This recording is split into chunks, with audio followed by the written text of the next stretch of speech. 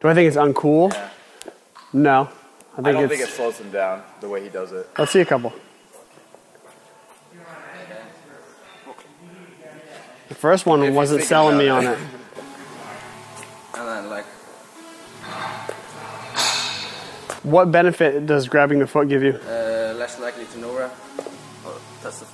Oh, the heel touch the floor. I don't keep my front legs. Yeah, so, but you are more likely to no rep because you, well, in another way, because when you're holding onto your foot, you start to let go as you stand, and then you actually bring it down before you lock out. So just make sure you stand all the way up, plan it, and then switch. But I think holding the toe is fine. Okay. Yeah, if you need to. So the workout is 5 3-minute rounds, 20 swings, 20 pistols, and then max time with your jump rope left. And we call it max double unders, but it's more for you guys to get through these movements smoothly. You don't need to like rush. You're not trying to go 100 miles an hour. You're not racing each other through the first two. You're doing whatever your unbroken, steady pace would be in a longer style workout. And then with whatever time you have left, you settle into the jump rope. And again, you don't want to make it too much of a contest because you're not trying to get out of control with the speed of the double unders. You're trying to settle into your pace that could eventually become almost like a recovery, because as you know, as you get better and better, the top CrossFitters can really settle in and go for big sets and start to lower their heart rate as they do them. And the only thing that stops them eventually is shoulder fatigue or something like that. So trying to come back down to earth so that when that first 3-minute window is done, you can walk right back over and swing 20 kettlebell swings again. So there shouldn't be a point where you're blown up at any time during the workout. Okay. Make sense? Yeah. Yeah.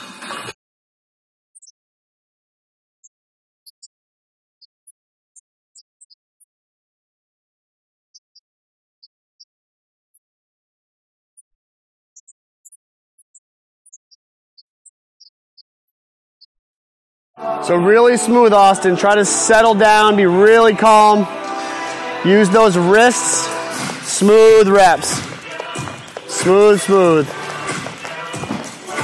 Try to keep your body as relaxed as you can. Be strategic here if you have to take a break, because you got to go right back to your kettlebell after this. So be strategic.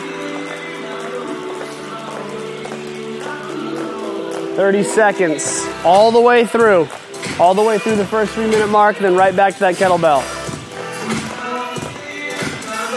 3, 2, 1. Here we go. Next round starts immediately. So don't sacrifice the quality of reps on this round now.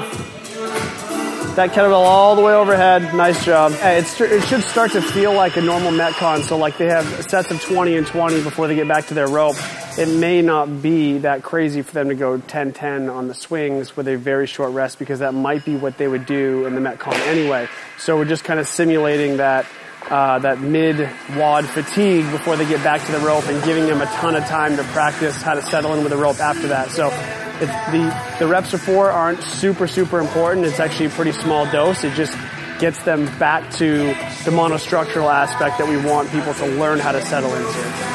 Stay in control, Holly. You're moving very fast. Stay in control. Couple deep breaths. There you go.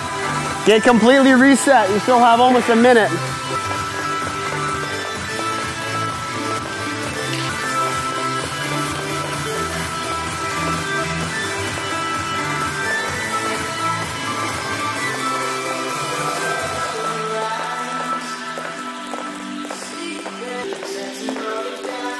Coming up on 10 seconds, guys.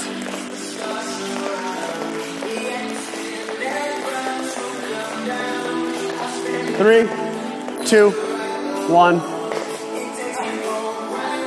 It's okay to break things up. Keep rest short if you're going to, though. Just be smooth through the 20 and 20.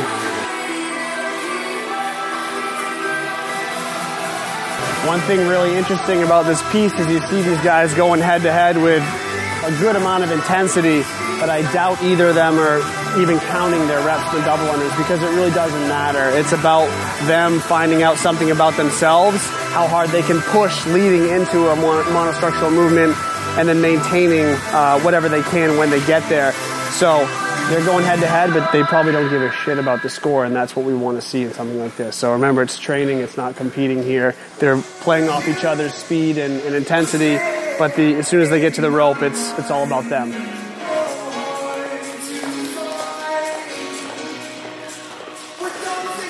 I wouldn't have them put the hammer down much. I mean, even on the double unders, all you do by increasing the speed is trip more often typically. So it's just about them having time to find out what is going to work for them no matter what. And both of them have taken strategic breaks, and as they get more tired, they trip a little more often. But no, I don't think they have to put the hammer down at all. I think they're going to end up getting 6-7 minutes of practice with a jump rope under fatigue, which is basically the point of it.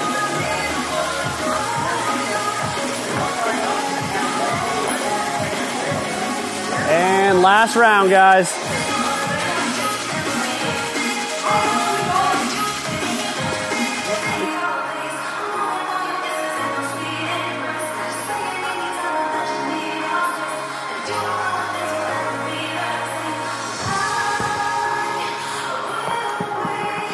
Job, boys.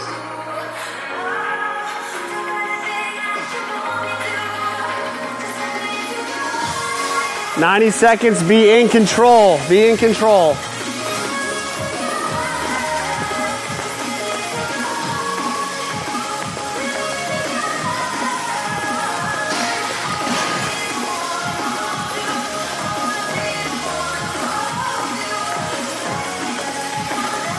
Almost there, 10 seconds. All the way through.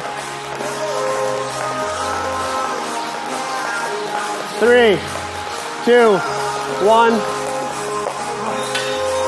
Nice job.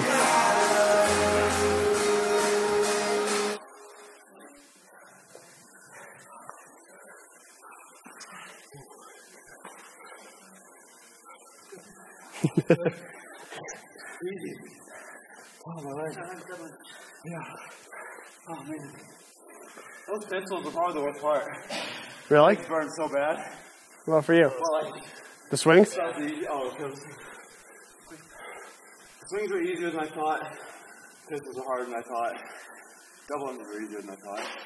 I was doing sets of 50, and I could feel like if I started almost losing my rhythm, like I kicked my rope a few times but didn't trip. So I was like, okay, 50s are manageable, I can always do 50. And then I just try to hold on until the end. The last one I went the whole 90 seconds, so that felt really good. Yeah. I was just waiting to trip. That always happens, like. So the rumors are true. You actually can settle into a pace. Yeah. Because you did it better. You actually got better as you went. It felt a lot better than I thought. Yeah. Like I thought that was going to be like really hard in the kettlebell swings after the double unders. But I was like a couple deep breaths and then just start going. It was good. Yeah. Trying to do the thing program. Instead of taking a pistol and just going to failure and double. You went to failure? Yeah.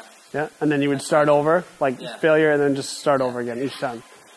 So in coming weeks, we may not see double unders. In fact, we won't see double unders. We're going to see things like running, rowing, and biking.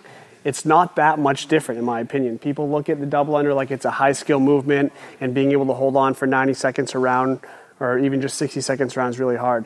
But actually maintaining a pace on a run, a bike, or a row is as hard or maybe even harder to do mentally, because it's much easier to quit on a machine that will kind of use your momentum or allow you to really back down on the run, whereas these you have to have a certain pace so it keeps you honest. On the machines it may not. So it's really up to you at the end of the day to make sure that you're pushing yourself to something that's maintainable yet challenging, and you learn something from each and every round.